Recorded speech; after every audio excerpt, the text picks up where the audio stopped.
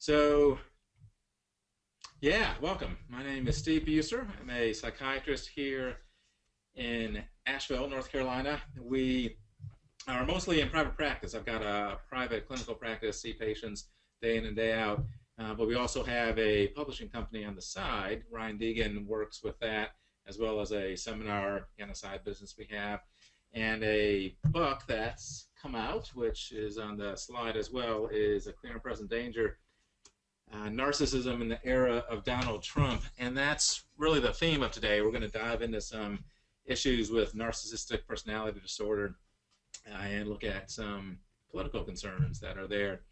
I won't read the slide, but this is just a please don't sue us kind of slide, and that we are not officially diagnosing Donald Trump with narcissistic personality disorder, but we will be talking about some of the clinical pieces with that, nor are we diagnosing anybody else, Hitler or Stalin or anyone. We are going to record today's talk. Hope that's okay. The thought with that is we'll edit it into a kind of normal talk, and then Ryan will post that on YouTube. Not that I suspect we'll get a huge following on YouTube for this talk. But the thought with that is for your members that didn't attend, if they're interested, you can just zip them the link and they can take a look at this talk anytime down the road if there's an interest to it. And we might let some of the other college Democrat groups kind of know, what we're doing and what the talk is about as well. So that's the book. Let me first tell you about me. Here's me. I already spoke to Nate and a few others, but I'll just run through kind of my background real quick. Michigan State University. I grew up in the Detroit area, a place called Rochester. Went to Michigan State undergrad. Went down here for Duke University Medical School. That was a scholarship program. I couldn't afford a Duke otherwise, but I owed the Air Force 12 years once I took the medical school scholarship. At that point, I went to a pediatric internship at Wright-Patterson Air Force Base, Wright State, good old Dayton, Ohio. I put the Dayton ones in yellow for you guys. And then after a year of pediatrics, switched it over to psychiatry, again at Wright-Pat and Wright State, and did 3 years of psychiatry there, then got transferred down to Keesler Air Force Base in Ohio, was overseas in Panama for a bit, spent 12 years altogether in the Air Force. And in 2008, we started this seminar program called the Asheville Jung Center. That's how we have this webinar software. We plug in all over the country and the world, really, mostly out to Zurich, Switzerland, where there's some Carl Jung-oriented psychologists that we work with. 2013, we took over Chiron Publications, a 33-year-old book publishing company. Got about 200 titles. And that's where this book came from. This book is published by Chiron, and I was one of the co-editors and wrote a few of the chapters. And I've been in private practice, clinical psychiatry since '97. This is the book. It came out just a couple months ago and came out quickly. This book was released 4 months after the conception of the idea for it, which is almost unheard of. Most all our books take 18 months, 2 years, maybe 1 year, if we're very lucky. But this one had some real urgency behind it, and you can probably see why. As my partner, psychiatry partner, and I, Len Cruz, were looking at this material, we both became very concerned of what the heck is going on with Donald Trump. This is during the primary, Republican primary process.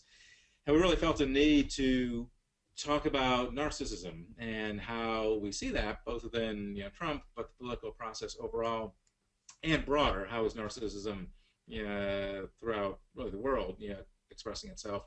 So anyway, we contacted 18 authors, most of whom are psychiatrists and psychologists, and a few of them are university full-time professors, and asked them to write a chapter in our book within a month.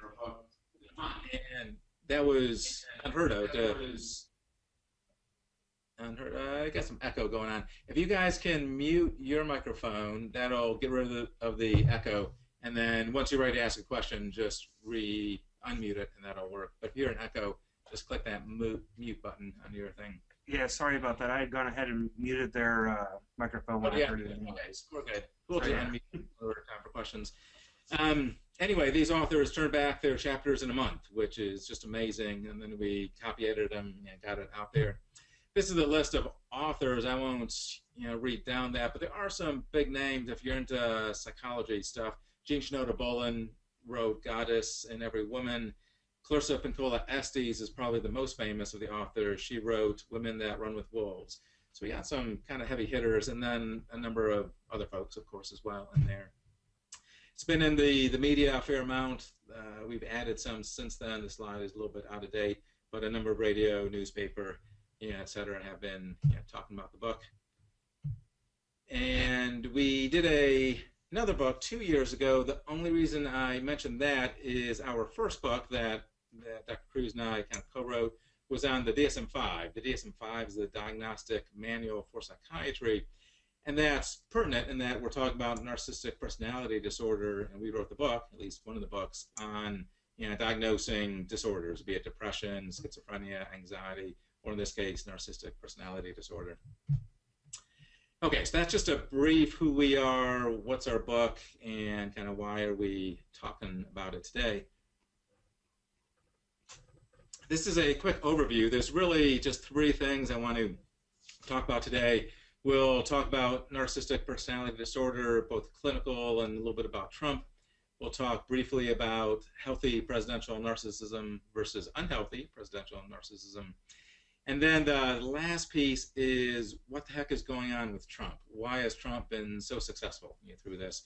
There's a couple of theories that our book talks about, something called the Trump complex, and some of the core messages hitting deep fears, and we'll spend a little bit of time remaining on that. I'd like to shoot for maybe 45 minutes or so presentation and then leave a fair amount of time for discussion afterwards if we're able to. So I'm not going to read down this, but this is from DSM-5, the Diagnostic Manual in Psychiatry, and these are the diagnostic criterion. So if you have these criterion, we often will diagnose somebody with narcissistic personality disorder. This is an easier way to conceptualize those same criterion. So I put up a tic-tac-toe board and listed the 9 traits. And with those 9, you need 5 out of the 9. I just randomly put 5 blobs on 5 of the criterion. But just to say you can have 5 or more of the traits, and if you have that in a sustained way, in an enduring pattern, then it's possible, if not highly likely, that they could have narcissistic personality disorder. So those include grandiosity, need for admiration, lacking empathy towards others, feeling entitled, feeling envious towards others, or assuming others are envious towards you, being exploitive of others, seeing oneself as special, fantasies of unlimited success and power, and arrogance. So those are the narcissistic personality disorder diagnostic criterion, and again, you need 5 out of 9 of those traits. So now we're going to take a quick look at statements that Mr. Trump has said. Not that this is completely the only picture, but there's a lot of data to look at with Mr. Trump. We hired an intern at University of North Carolina, Chapel Hill, to research Donald Trump's statements to find the top 20 bizarre and outlandish things he said, and she had a real hard time limiting it to 20, as you might think. But eventually she did, and then we narrowed it down to 10. I think I got about 7 I'm going to read off today. Here's the first one. I get along with everybody. People love me, and you know what? I've been very successful. Everybody loves me. That was Donald Trump in a 2016 interview with Anderson Cooper. All the women on The Apprentice flirted with me, consciously or unconsciously. That's to be expected. The greatest builder is me, and I would build the greatest wall you have ever seen. I guess that includes the Great Wall of China, the Sphinx, the pyramids, a lot of other things that were pretty great as well. In response to Spy Magazine's go-to qualifier of Trump as a short-fingered vulgarian, Trump told Page 6, "My fingers are long and beautiful, as has been well documented are various other parts of my body." If I were a liberal Democrat, people would say, I'm the super genius of all time.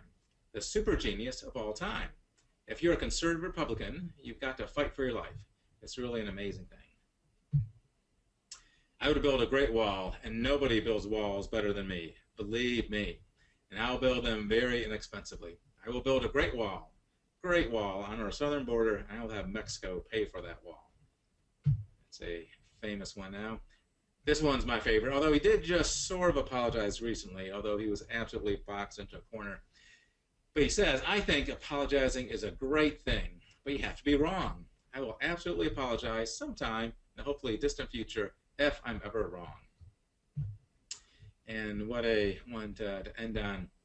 So, question for the audience, and why don't you unmute right now too, if you can, Ryan, and then we'll remute with if there's any feedback. So, show of hands, who here thinks that Donald Trump meets the criterion for narcissistic personality disorder? Raise your hand.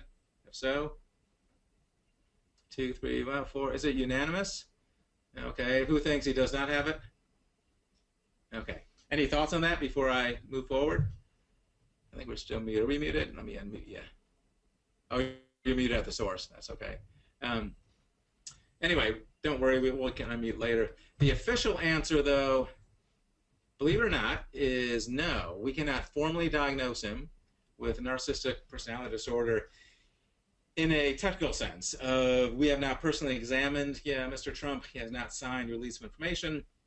And most of the criterion are what we call internal, meaning if you look at these 9, you can make assumptions from the outside, but most of them you have to get a sense of what he's thinking about. And what level does he need admiration? Does he feel entitled? That's an internal feeling state. Even though it is quite tempting to assume many, if not all of these things with Mr. Trump, the technical legalities from an ethical space say that you have to evaluate him thoroughly and have him sign release of information. But that said, of course, as our poll showed in Dayton, that virtually everybody sees him as having that, that is certainly a strong concern that many people have with it. So while we can't formally diagnose him with narcissistic personality disorder and something called the Goldwater rule, I won't go into detail on the Goldwater rule, but it goes back to Barry Goldwater and Lyndon B. Johnson in 1964. There was a psychiatric controversy with diagnosing a candidate back then. If we have time at the end, we can talk about that if you want. But based on that, the American Psychiatric Association strongly discourages diagnosing public figures. But people that read our book are free to make their own conclusions with that. So we really leave it to the reader of the book and ultimately the voter on November 8th, or sooner if you vote early, whether you feel that Donald Trump suffers from NPD. And really, what we're saying isn't necessarily so much is it black and white, is he diagnosable or not? That's controversial. But is there enough concern of narcissism to be hesitant voting for him? And that's the ultimate question for the voter, and that's a major thrust of the book with that. You could come out even stronger and say, is Donald Trump's temperament a clear and present danger should he win the presidency? In other words, with the apparent hot-headedness and the seemingly retaliative nature of Donald Trump, would that be a dangerous commander-in-chief? And that is what I think Hillary Clinton is looking at when she says, temperament. Donald Trump's temperament, is it safe, in the White House, in essence? And that's a very valid question, which again is an opinion, but it's an opinion for the voters to decide on November 8th. Let's break for just any questions or comments. Can you all unmute your microphone? I think you've muted it at the source. Go in and unmute it, and any thoughts or questions before I go into the second section. Is there any copyright infringement on Clear and Present Danger? The movie Clear and Present Danger by Tom Clancy? I can't quite hear you far enough away from the microphone. Nate, could you repeat that or come on up to the microphone? Yeah. He asked if there's any copyright infringement on the title of your book for Clear and Present Danger. It's a very good question. Whose copyright might we be infringing on? Clear and Present Danger, the book by Incorrect. That's a very clear assumption many have made, but it's not a correct one. So let me jump to my. Well, I don't need to jump to it. I'll just tell you. No, Clear and Present Danger was not copyrighted by Tom Clancy. A 1919 Supreme Court case, heard by Justice Oliver Wendell Jones, was looking at Charles Schenck versus the United States of America. Charles Schenck was going to the recruitment centers during World War I, way back, I think conscriptment, they might have called them, and he was passing out leaflets saying that you should not sign up for the draft for World War I. He was arrested as being subversive, thrown in jail, and it went all the way to the Supreme Court. Justice Oliver Wendell Jones wrote in the unanimous majority opinion that Mr. Schenck's actions of subverting the draft was a clear and present danger to the United States of America, and thus he should indeed be imprisoned for that. Now that's changed since then. Freedom of speech, I think has shifted a bit, but that's actually a 1919 Supreme Court case with that. And we cleared it with a copyright attorney to further make that clear. But no, Tom Clancy stole it from the Supreme Court justice, and as did we. So the copyright is expired from 1919 is the correct answer for that. Any other questions? But that's a good one. We get asked that one a lot. Other comments on narcissism before we jump into section 2? I think I have a question still. Like how present is NPD? I think is the acronym, right? Yeah, right. That's just a general. Yeah, how present is it?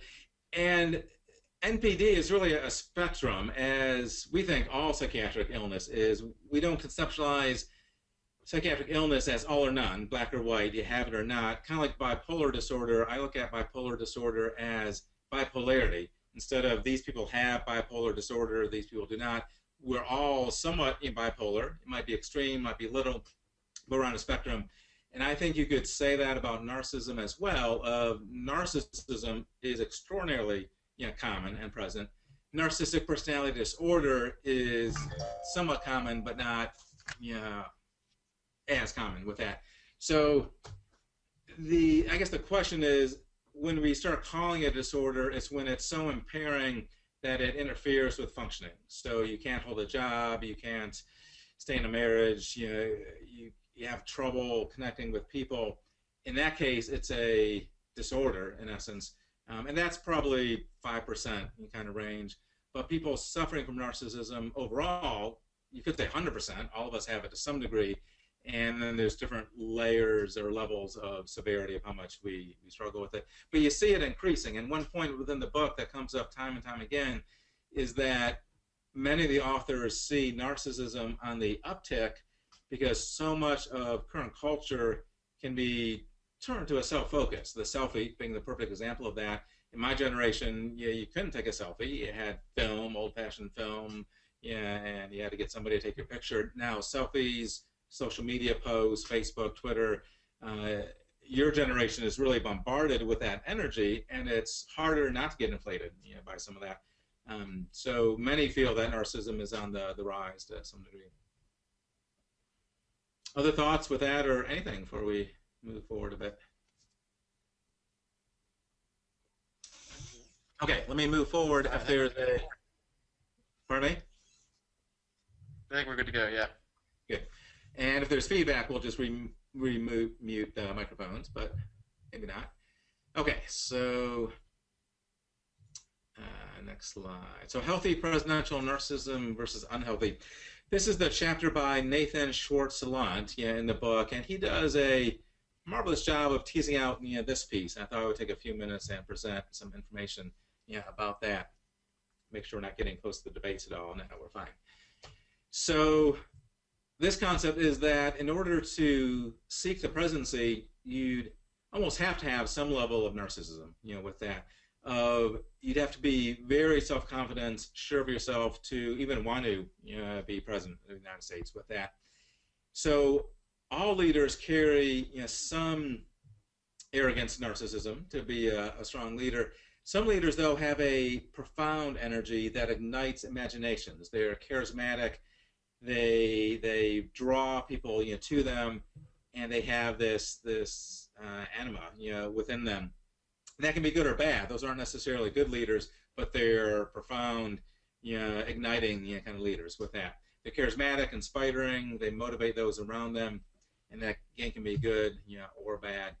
The theory with this is that a profound leader, somebody who really captures somebody's imagination or groups of people's imagination, is that that leader is able to reveal glimpses of the transcendent archetypal divine, realm. That's a little bit shadowy. What does that really mean? But something, the great other, the something beyond yourself. JFK would be a perfect example. Ask not what you can do, what your country can do for you, but what you can do for your country, revealing something beyond the self, something bigger than just our normal reality. Martin Luther King was fabulous at this, really revealing a archetypal, divine, transcendent realm. So a profound leader that carries presidential narcissism, if he or she does it in a healthy way, they are revealing a great other kind of transcendent, archetypal, divine, realm, but they're not identifying, with it. So if they can show it without becoming inflated by it, then they're an inspiring guru, type, leader. Abraham Lincoln, John F. Kennedy, Gandhi, all of those people reveal this other world. We're not saying Gandhi was narcissistic. In fact, he's probably the least, of that. But they were revealing a different world that is an inflated world that's inspiring, that's there. Now, if you look at others that also inspire, that also grab the populace, but become inflated by that world, they reveal the transcendent, the archetypal, the divine, but they identify with it. They become inflated, by it. After a while, they can even become tyrannical with it. We brought forward Richard Nixon, Joseph Stalin, Adolf Hitler, Benito Mussolini. Each of those, you could argue, were inflated, by this transcendent realm. Almost back to the days of the kings, where I am the realm and the realm is I. The king would so identify with the kingdom that they were one and the same, and there was an inflation. And if you stood up against the king, you got your head cut off, usually, by that. So again, that inflated narcissistic energy. So we're defining healthy presidential narcissism as revealing that transcendent world, but not identifying with it. Unhealthy presidential narcissism reveals it, but then also identifies with it. And thus, that would be the question with Trump. Is he identifying with this other realm that he is inspiring people into, or does he not? So then the last section that we want to look at some is, why has the unconventional Donald Trump been so successful? When you think about it, it's so bizarre that this man is the Republican nominee, and I'm sure you all have thought about that and considered that. Sorry about that thing popping up. And there are lots of theories about that. This part of the book talks about the Trump phenomenon, and what is the phenomenon behind Donald Trump that he's been so successful with that. And there are a number of thoughts, but there's two I thought I would highlight from the book. One is something we call the Trump complex, that is unconsciously possessing chunks of the United States today. And the other is the Trump campaign crafting these core messages that tap into some deep-seated fears in the populace. So first point, the Trump complex is possessing the United States today. It's a bold assertion. I'll have to walk us through a little bit of personal complexes. This is Carl Jung, Jungian psychology. And Carl Jung proposed that there was a charged set of feelings in a person's unconscious that we call complexes, personal complexes. They're unconscious, they're not known by the individual that has them, but they are known to those around us. So your partner, your spouse, your best friend, they know your triggers, they know your sore spots, and you may or may not be aware of those depending how much growth and individuation you've done. They usually come from trauma, when we've been beat up emotionally in childhood or throughout life. There's little scars in our psyche that develop and can make us do some quirky behaviors at times when those trauma complexes are triggered. When they are triggered, we'll often act in somewhat self-destructive or unusual ways. There's lots of examples of personal complexes. They're as numerous as the stars. There's warrior complexes, mother complex, inferiority complex, hero complex, Peter Pan complex, and literally you can go on and on depending how differentiated you describe these complexes. A Peter Pan complex is the the adult that won't grow up, who never grows up, that stays caught in childish things, that acts irresponsibly. You could argue he or she is caught in a Peter Pan complex.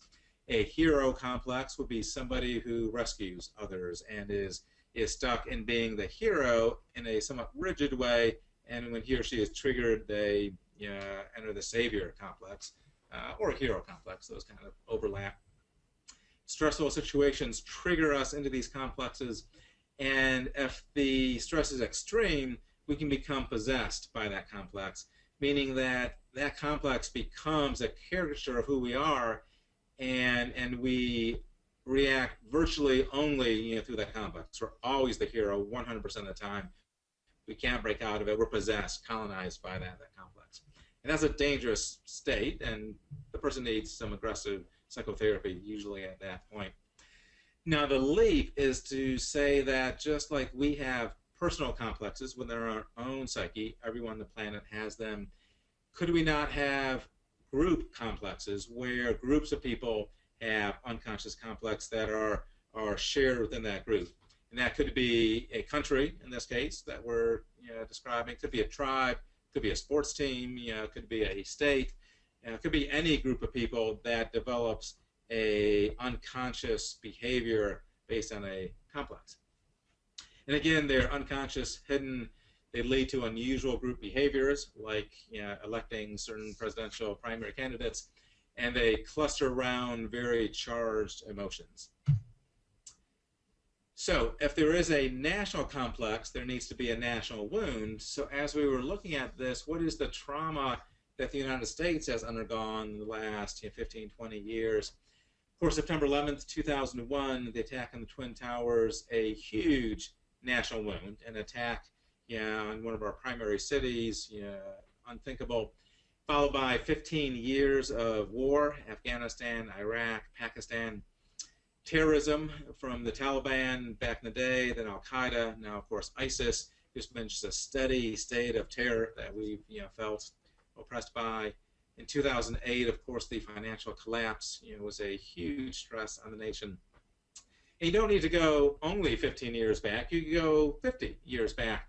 Really, Korea to some degree, but the Vietnam War and forward, the United States has had elements in decline and has been beat up psychologically with certain traumas with that.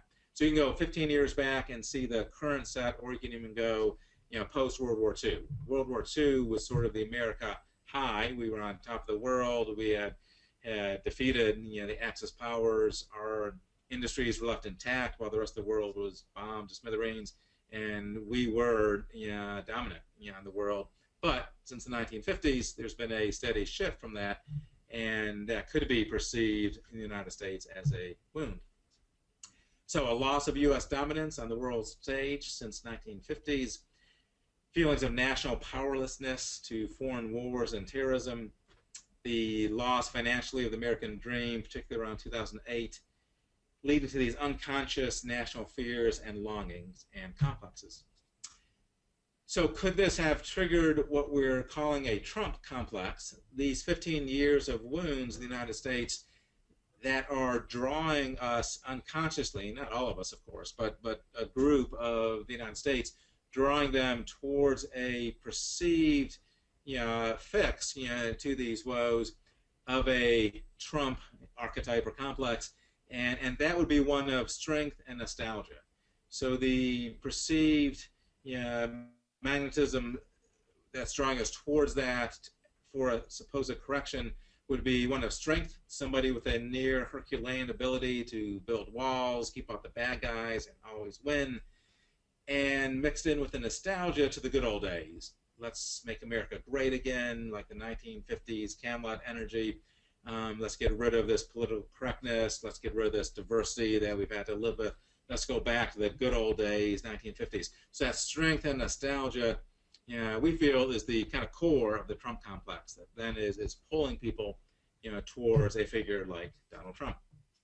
This is a little bit of a stretch, but the complexes, there's a strong theory that every complex has an archetype. And an archetype is just a powerful symbol that really represents and encapsulates the energy of the complex. So for this one, we thought, well, John Wayne sort of fits that. John Wayne, and not the actor, John Wayne, but the images and the symbolism that he portrayed in most of his movies. John Wayne was strong, rugged, never backed down from a fight, said exactly what he thinks, always knew who the bad guy was, and never hesitated to pull the trigger. Again, that bravado kind of bully energy, which is strength and nostalgia. And image number 2, General Patton, from, this is George C. Scott from the movie Patton. But again, that strong energy, rugged, never giving up, kind of bullying space as well with that. So that's the Trump complex. Let me take maybe just a quick opportunity for questions. Then we'll go into the final piece. Any thoughts or questions about the archetypes of the Trump complex before we go into the final piece? I have a quick question. So, with that John Wayne complex or archetype you're talking about, Mm-hmm. and like that kind of like brings up maybe a correlation in terms of how it could be a potentially like universal archetype, to where it isn't just in one time in history, where it can actually happen in multiple phases of history. Mm-hmm. Like that kind of like brings me to the argument, cause like, could you relate that type of archetype with, what we were talking about before, with the argument with Hitler? Because I know it's always, touchy ground in terms of making those connections. Mm-hmm. But I think like maybe this type of argument would be a strong component of that. What are your thoughts on that in terms of like? Absolutely. First, state your full name for Donald Trump's lawyers. They'll want to write that down so they can contact you later with that. But no, you're right on target. And our book talks about that as well. There's a chapter comparing Adolf Hitler and actually Bluebeard, but looking at those two energies, and you can read between the lines of how many people feel that's stating what's going on right now with Trump. There's a set on the Trump phenomenon by Patrick Lavin, who goes even more directly. He spends a lot of time looking at Hitler, 1930s, Europe, and uses Wotan, the Germanic god of war, as another archetype. No reason why he couldn't use John Wayne, though, as well. And he really compares, Trump and Wotan and how that relates to Hitler. Then there's a whole chapter on Benito Mussolini and fascism in there. And as you're reading these chapters, if you're thinking along the archetypal realm, these images are popping in your mind of this is the same archetype that we're experiencing now that they may well have been experiencing in 1920s Italy, 1930s in Germany, etc. So, the idea of a strong man, getting back to the good old days, make Germany great again, because we were beat up in World War I, and we need to make Germany strong again, and we need to blame somebody. Wait, there's no Muslims, or blame the Jews. There's similar energies, with that. Of course, you have to be very careful. You can't say he is a Hitler or, this is. But some of the energies that made Germany vulnerable, to this space, that made Italy vulnerable to it, are those perhaps happening here as well.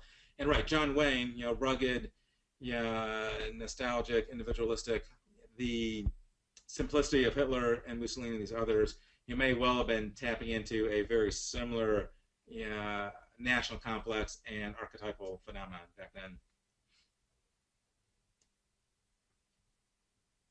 Any other questions? I think we're good to go to continue. Okay, so the last section, let's dive into that.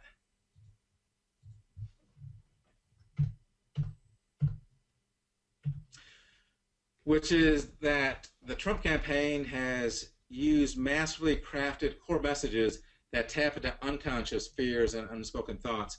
As psychologists and psychiatrists, it's so important to not just stay in the conscious, what are people thinking, or even feeling, but what's the unconscious? What's going on that they're not aware of, and how are messages being tapped into that go even beneath the surface that people are aware of?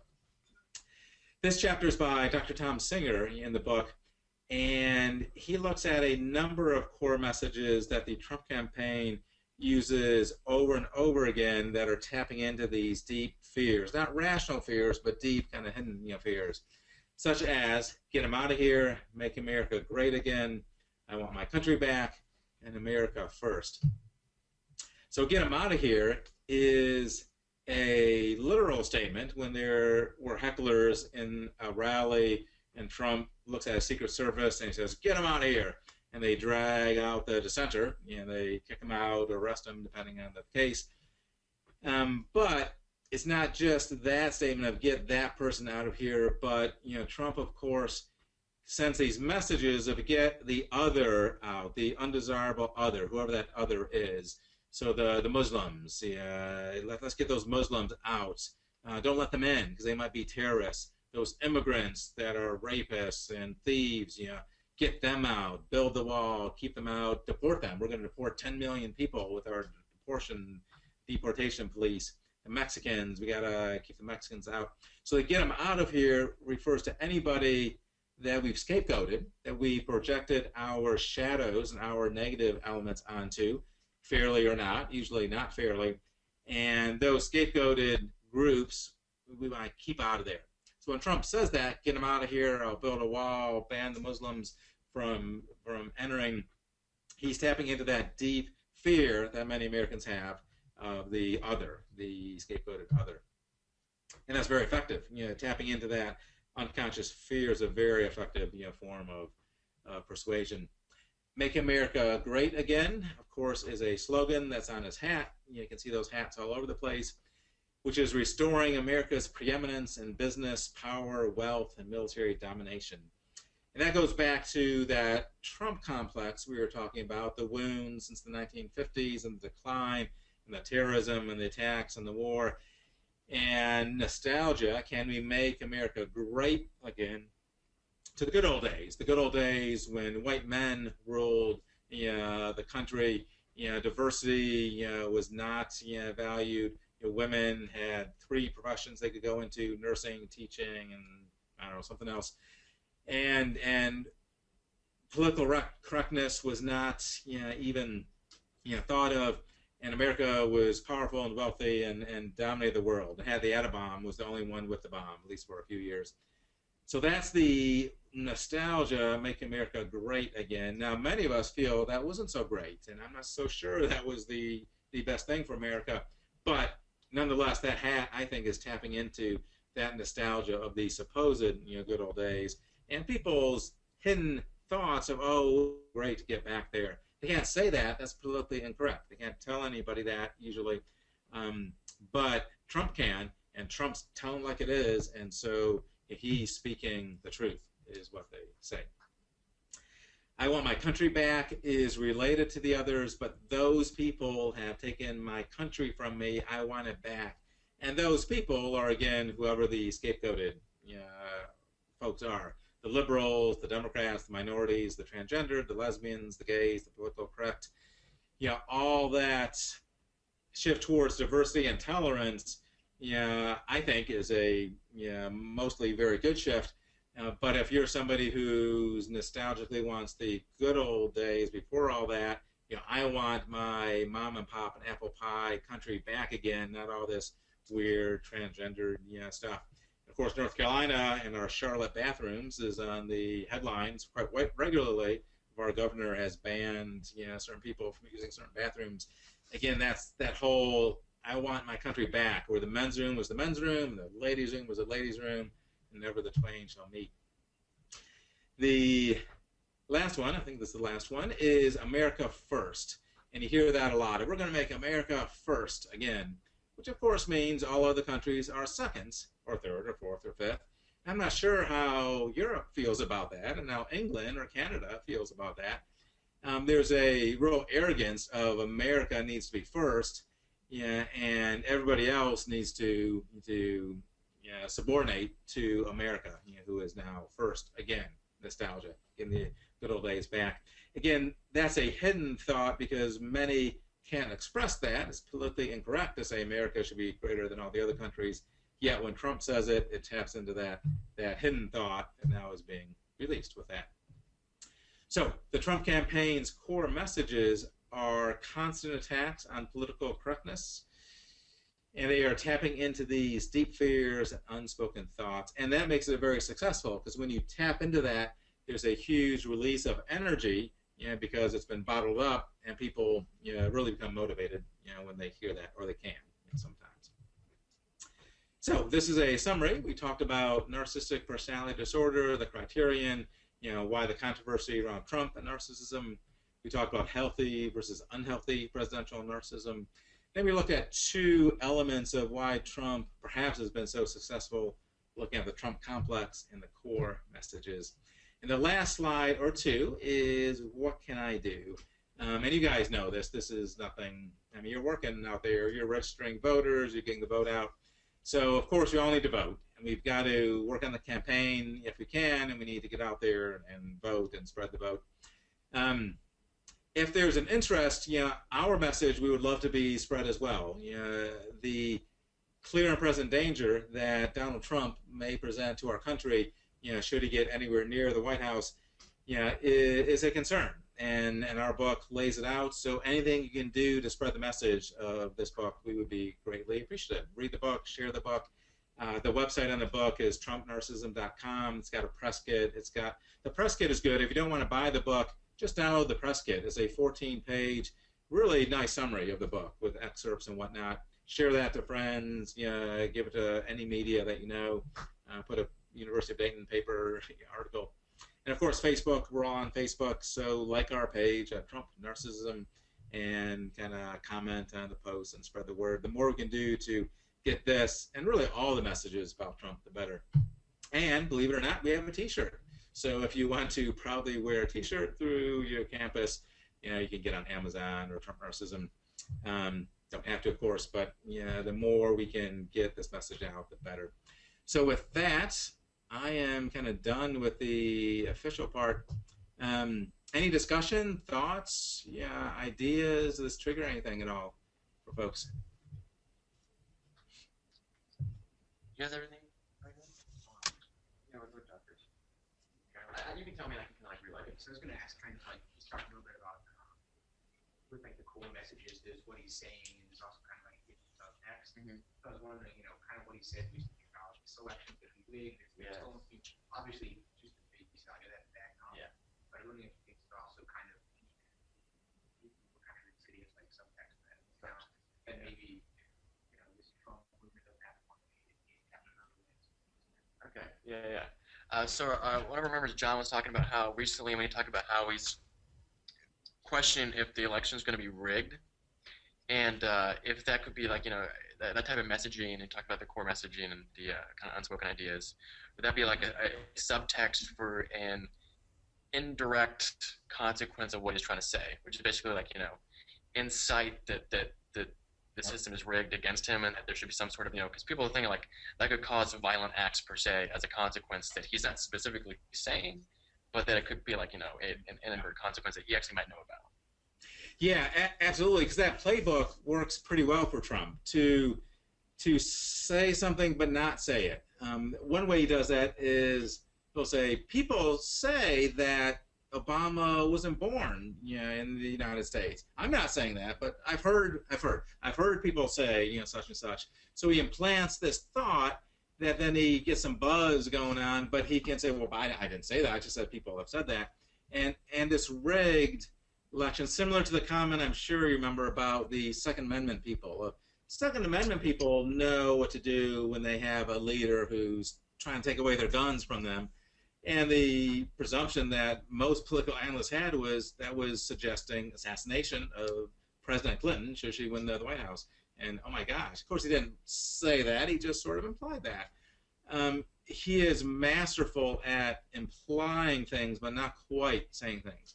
Can't quite get impeached, were he to be president of these comments, can't quite get arrested, but boy, he's kind of flirting that. And the rigged statements of course it's all rigged, the elections are rigged, could be as mild as the media is supposedly liberal, it's a rigged system because the media is so liberal. Of course Fox isn't liberal, so I don't know how you can say that. So that's what Pence will kind of hide behind. But most people that hear Trump hear him saying the system is rigged. There's widespread voter fraud. He's used that term a lot, which there isn't. All the analysis I've seen has not shown much of any widespread voter fraud recently. But yeah, that is tapping into these deep fears of these systems rigged, the system's against me, I'm disenfranchised by the system. And wouldn't that be easy to go towards revolt of, well, if the system's rigged, if I can never win, then I'm not supporting the system, and I don't agree that you're president because the system's rigged. That's a real danger, and a lot of political analysts have been alarmed at what Trump is saying with that, because it's a clear and present danger to the Constitution, to the whole way of our democracy, yet if people turn against the election system and no longer have confidence in it. So it is very worrisome. And Trump is masterful at tapping into it, but then stepping back and, no, I didn't say that. I just poked it, and then it came out with that. I think, does that answer the question, sort of? Roy, do you have a question as well? That was it? Okay. Anybody else? Yeah, Nate, go. I want to know from the psychology standpoint of how long it would take the Trump effect if it would to disappear. So You can go the back to whole normal. country is back to normal. Yeah, I saw your tweet the other day about that. Yeah, for sure. Yeah. So Nathan over here was asking if this Trump effect of the sparking, like you're talking about, these kind of subtle, dangerous kind of arguments and statements, maybe after this election, once he loses, because we know he's going to lose, so that's what we're working towards. Right, we're all working towards that. How can we, go back to normal per se? I mean, maybe we talk about nostalgia of going back to normal, right? But in terms of so we're not so divided in this election, is it making all of us have gray hairs in a year? Right. It's really impossible to say, because of course that'll be a spectrum as well. It'll be most heated right after he loses, hopefully, so that when he loses on November 9th, there's going to be, it was rigged, this is horrible, yuck, throw her in jail, and who knows how bad. And of course it's going to fade slowly, hopefully, and maybe get flared up here and there, but always probably, will it ever fully go away? No. In fact, there were always these what they call, well, Michigan's got the Michigan militias and the others and the survivalists and the ultra right wing. Those fringes were always there, so they're always going to be percolating. It's just that now they're bubbling tremendously. But when will it go back to baseline? It's hard to say. The other piece to keep in mind is this isn't necessarily a bad thing, which I hesitate to even say, but some would argue. We did a free webinar this afternoon, 3 hours long. It's kind of lengthy, so you may not have time to watch it. But we had some of the real world experts out there from all over the world. We had one in Germany, Berlin, the UK, Switzerland, California. And one of the comments they made in today's seminar, AshevilleYungCenter.org, can direct you to it, or email me if you want the free link to it. But the thought there came out that it's good on one level that this is being expressed, that these ultra right wing, get them out of here stuff, the fact that's being expressed might be better than having it bottled up in the unconscious, where like a pressure cooker, where it's building, then explodes. It might be better that it's gotten a form of expression through Trump, and this may move us towards healing. Now, we don't really know. We could also say, no, Steve, it's egging it on, just to fan the flames. And probably it's a little bit of both. It's not bad that's being expressed so that it can be released some, yet it's also flaring it up. But who knows what the new baseline will be. The divisiveness seems to be getting bigger and bigger even before Trump. When Obama came into the presidency, the Republicans very quickly, after the 2 years and the Democrats lost the supermajority, the Republicans just shut down the government, literally on one or two occasions, but also just refused to work at all with President Obama, almost zero, with some rare exceptions. Supreme Court justice nominations, almost everything. So even before Trump got here, you had this very strong polarization, the political process, and this never work together space, which is so destructive. So how can that be healed enough that we can tolerate one another and work again as a country? And I don't know. Your generation's going to have to fix that one. We broke it, but you guys got to fix it. Sorry about that. As many problems we have today, it's up to us to fix. Yeah, we're going to you guys do it. But so I have a follow-up question that actually that's a great lead-away for me. So you talk about these unspoken thoughts that are now in political discourse now. So you talk about having those bubbles popped finally in terms of like that's normal political talk. Like with those bubbles being popped, are they from now on are they popped forever in our politics? When it's like we talk about this rise of political correctness. I mean, for me, I don't think it exists. I think there's only being correct in terms of politics. But like, is it to where sometimes I miss watching the 2012 debates with Romney and Obama because they're relative to now incredibly civil. Is it to where like that kind of dogma of it's going to be a boxing fight tonight for the debate where it's just going to be incredibly uncivil? Will that be the norm now, where it's like, that's that we've been used to this, now this is the norm? Gosh, you would hope not. And I'd be interested to hear what the rest of y'all think about that. In my mind, these things often go in pendulums. They kind of swing kind of back and forth on multiple axes.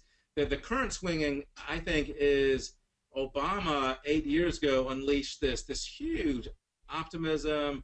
Yes, we can. African-American presidents.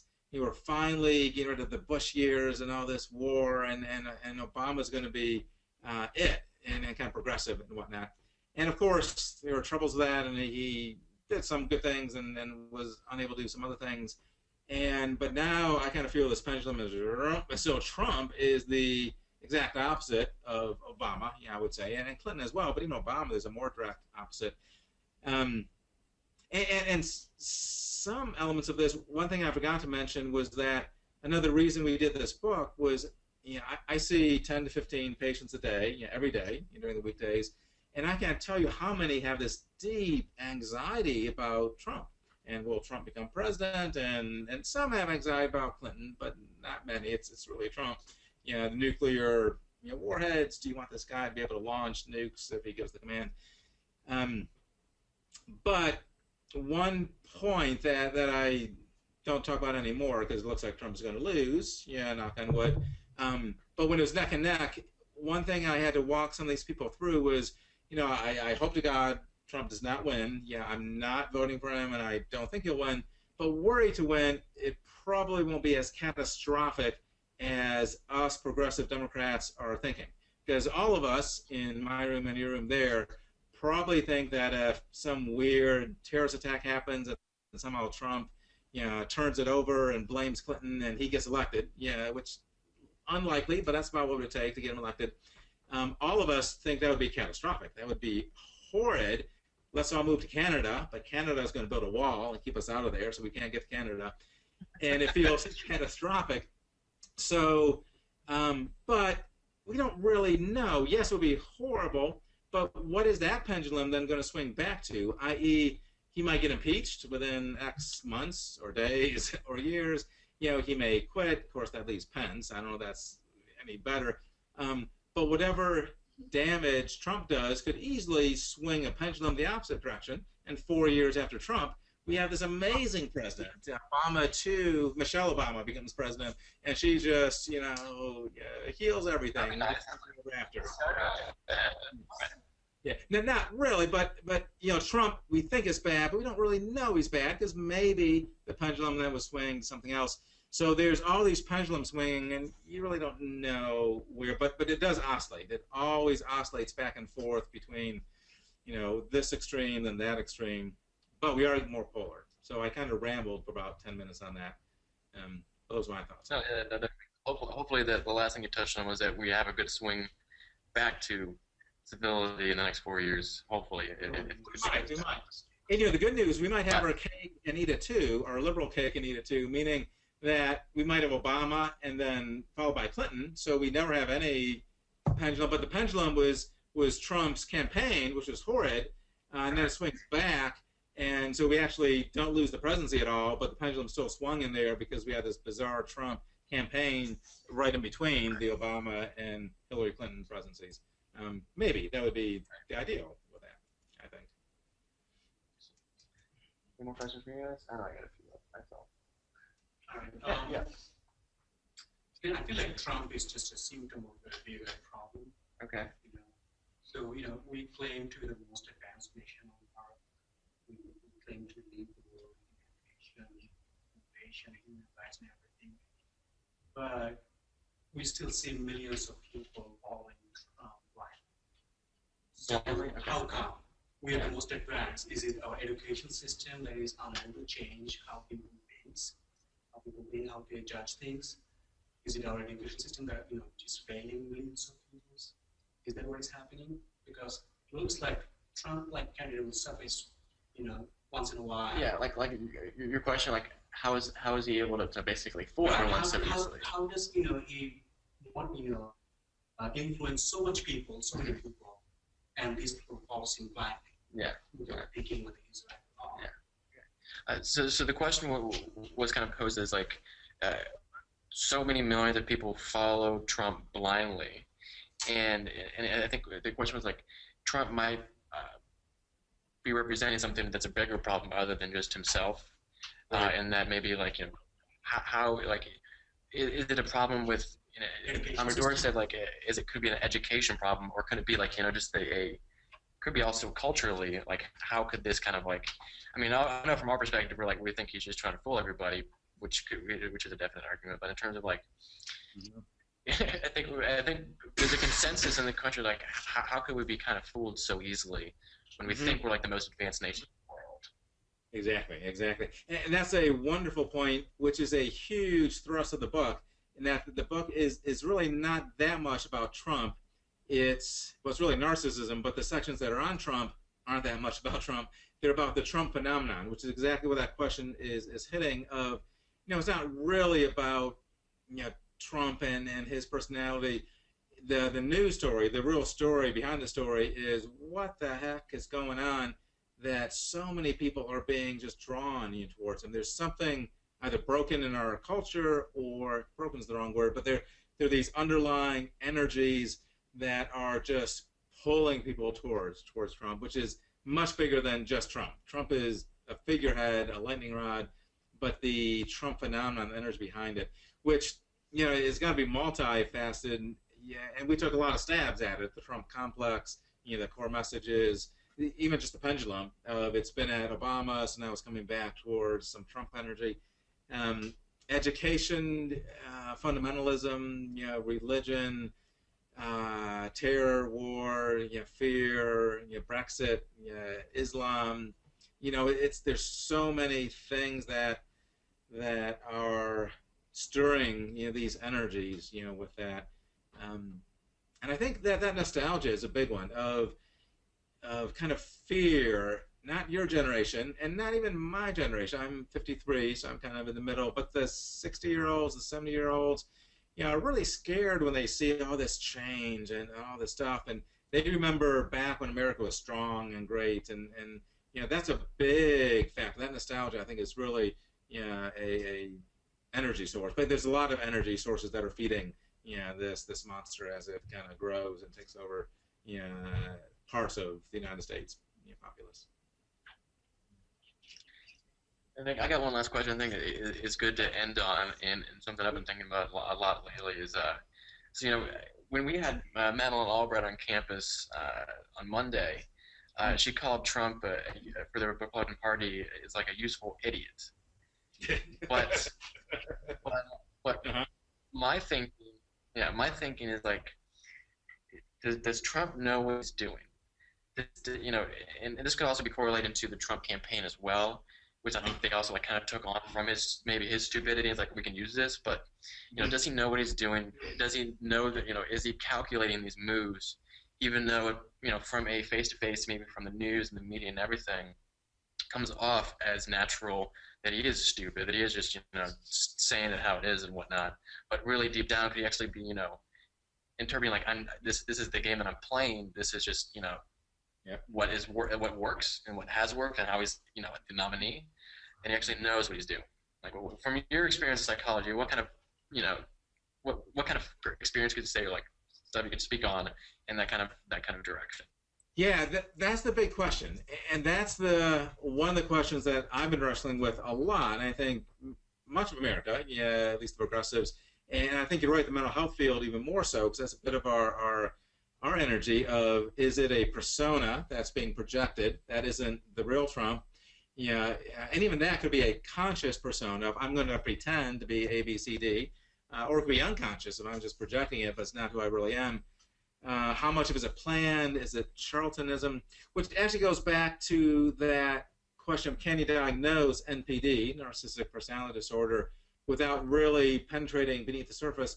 Because if it is an act, if he's just acting all of this, and he's really a sweet, warm, fuzzy guy on the inside, which I can't imagine, but it's theoretically possible. He's just faking all this stuff for his entire life. But that would be theoretically possible, and that's why the prohibition of the diagnosis. But yeah, my gut says no, not so much, only because he's so collapsing over the last 2-3 weeks. If he was faking it, he's doing a bad job, because he could have responded to these sexual allegations with some different energies that a con artist could have done better at. I think he's kind of failing in his job as a con artist if he's that. But you're exactly right. In the beginning, I had a lot of questions about that, because it worked in the primary. He just pummeled, these opponents. He had this, I'm going to say whatever I want, and people are going to love it. And I can be as politically incorrect. I can offend as many people. I can be a big, whatever, and I get more and more votes. So it's his formula, and it's working. So he keeps doing it. The handlers, the campaign managers keep egging it on too, of Donald, just say whatever you want because it's doing great. We're in the media, we're in the press. At some point, though, it kind of backfired, with his last few performances in debates and the huge sexual scandals that just keep coming and coming and coming. So I don't know. My guess right now is it doesn't feel like he's faking, because he could have faked better the last couple of weeks. But you're exactly right. That's been a big question that a lot of people have been asking, with Trump, of maybe he's just faking this because it's working, for him. I don't know. What are your thoughts? Do you think it's a show or not? What do you guys think? I'll save mine for. Yeah. I think you're just looking at basic things like the way he's conducted himself, like online through social media, even before he was planning on running for any sort of office. It's not a show. Like just the way the guy structures sentences all the time, he's that dumb. I straight to say that word because it's kind of hard to assume that, and he's been successful despite it. But I just don't see a plan there. He really is just seeming to make everything up as he goes. Yeah. It's consistent over his lifespan. You see consistency in those behaviors. Right. I would agree with that. Yeah. Mm-hmm. There's kind of an interesting theory that, Trump kind of, we all thought before we started the campaign, I think, a year some months ago, we all kind of thought that he wasn't going to make it, that it was just going to be this sideshow, ridiculous thing.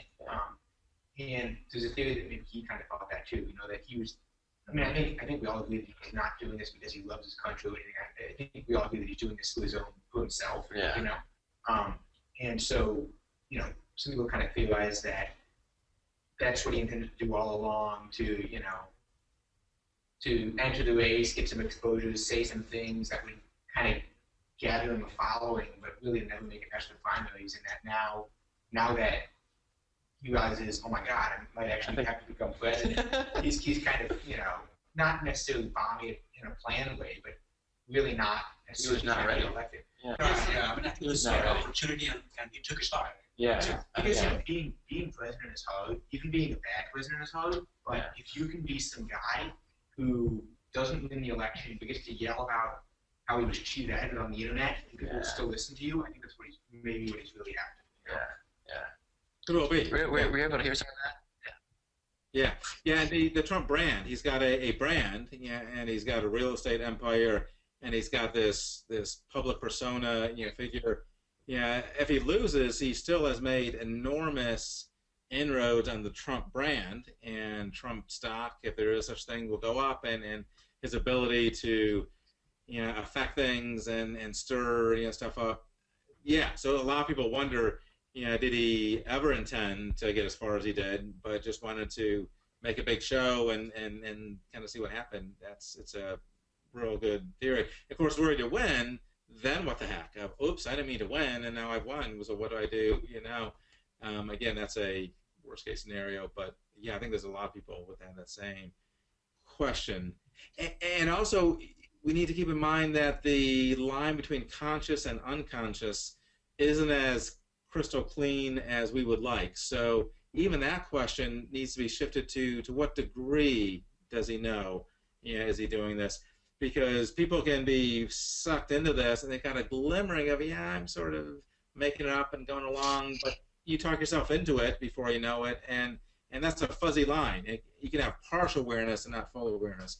So the answer may lie in between. It may be on that spectrum of not as 100% contrived, planned out, years ahead of time, I'm going to do this, and that.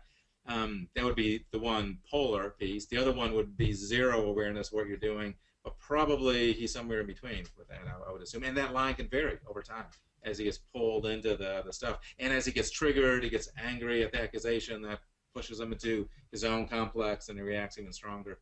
Those are all real possibilities as well. Excellent. Anything else, guys? All right. Anything else from you, Dr. Buser? No, other than this was really fun. Really enjoyed your guys' presentation. It was a great night. We got the debates to watch shortly after this. We'll have Ryan send you the link once we get it chopped up, just the tails cut off, up on the YouTube.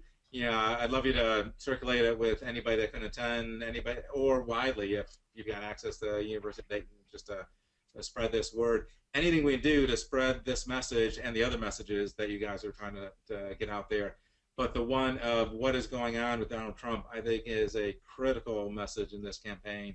So if you guys can get this video, spread around, or the Facebook, whatever it is, we would, love to keep this going as much as possible. Yeah, I know we've distributed all the stickers we got. I know I got mine on my computer, and some of us do as well. So we've definitely put the word out for sure. Yeah. Very, very good. Good. I put the cover of the book on a big poster board. I'm going to take it to the Trump rally on Friday. Yeah. It's going to be in Asheville on Friday, so I'm going to go out there with the rest of everybody else and give it to them. Excellent. All right. Well, thank you from our end. We appreciate you guys spending your time with us. I think this is excellent. It's great, you guys. It's going to be great you guys that recorded this. I'm going to send a link out to the rest of our members who weren't able to make it with us. So thank you for our end. I know we're going to go transfer right into the debate here in about 20 minutes, so that'll be great to see that in live action, what we just talked about. So that'll be fantastic. Yep. So this is thanks from us, and hopefully we can just keep in contact as we see this election play through. Yeah, you got our email. I know what we. Let us know. We'd love to do so. Mm-hmm. Yeah. Good. Excellent. All right. Thank you, guys. Thank you so much. Have a good night, guys. Have a good one. Have a good night.